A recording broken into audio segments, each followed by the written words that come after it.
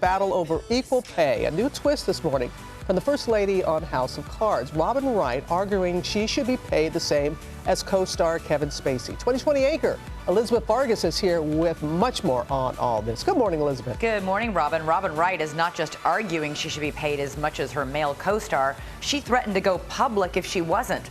And she's just the latest highly paid, high-profile actress calling attention to an issue plaguing many working women in this country: the failure to earn equal pay for equal work.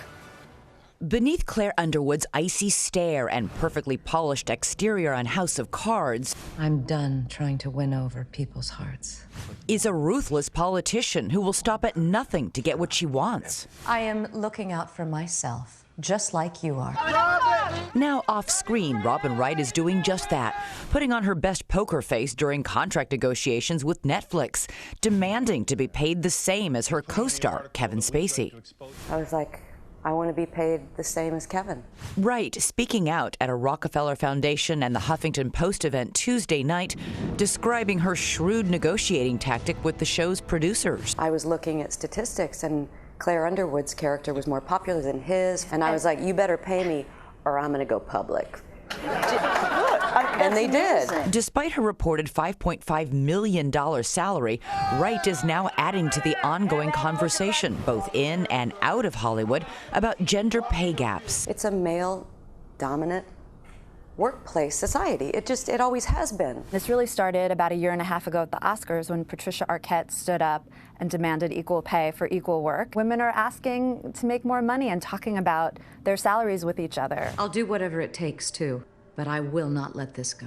Netflix declined to comment on the matter, but Wright says it is a pandemic that needs to be changed. It's the push. It's how gentle and how forceful is that push, but it has to be unacceptable at this stage. And with Elizabeth, Tori Johnson is our workplace contributor. Going to have more of this discussion. I know you've done a lot of this on 2020, right, Elizabeth. You know, from the outside, people would say, okay, she's well compensated. She's a Hollywood actor. Who cares? Exactly. Right is right. Well, you know, on its face, we shouldn't care what richly paid Hollywood actresses are earning. However, these women are very famous. They're honored at being at the top of their field. And if they aren't getting paid equally to their co-stars, it says something about the value of a woman's work.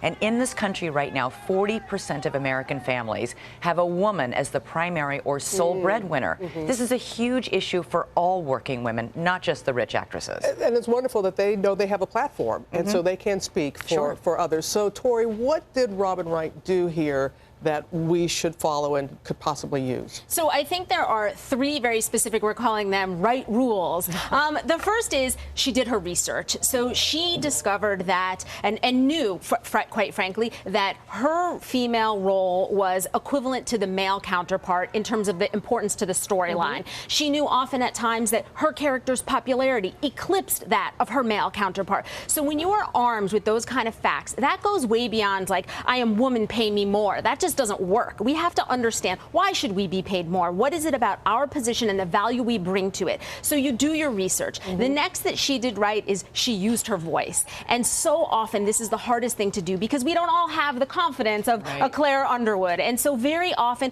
we hope, we pray that somebody's going to notice, but hope is not a strategy when it comes to salary negotiation. We have to be willing to speak up. And so if you are willing to speak up and ask for what you are worth, there's a greater chance in getting it because we can't leave it up to employers to sort of correct pay disparities on their own. It often doesn't happen, especially with smaller companies. We have to speak up. And then the third thing that she did, where this is not necessarily a right rule, but it's what she did, which was to make a threat. And for most of us, the threat of going public would fall on deaf ears. That wouldn't work. So sometimes people say, you know, I'm going to leave if I don't get this raise. You have to be willing to carry that out. But if you speak up and the answer is no, is it no, not ever? Should I recognize that this company will never pay me more? Or is it no, not now? And can I establish with my employer under what conditions would it take to make more money? And there's different times that you speak up, but especially when you enter the workforce, because if you start at a lower pay scale than your male counterpart, over your career,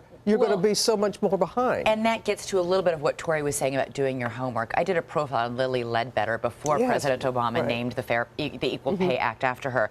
part of the issue in her very long career in this position where she was chronically underpaid was she didn't know. She was afraid to ask. And that's a problem right now because we consider it vulgar or in bad taste right now to talk about salaries unless you're Donald Trump boasting about what you're worth. For the most part, people don't talk about it. So many women are too embarrassed to ask their male colleagues, what are you earning? It's considered in poor taste. Somehow we have to get around that because unfortunately, we've seen through the history that companies and male colleagues are using that ignorance of the salary wages around you to our disadvantage. And we got to get past this, Tori. Absolutely. I mean, absolutely. This is we think like nice girls don't talk about money. Right. Smart girls do. And we have far too many bills and responsibilities and our own self-value and worth to not speak up. By the way, the wage gap, women lose on average in this country $500 billion a year because they're underpaid. And as you said, many of them are the main breadwinners for their families, 40%. Okay, great discussion.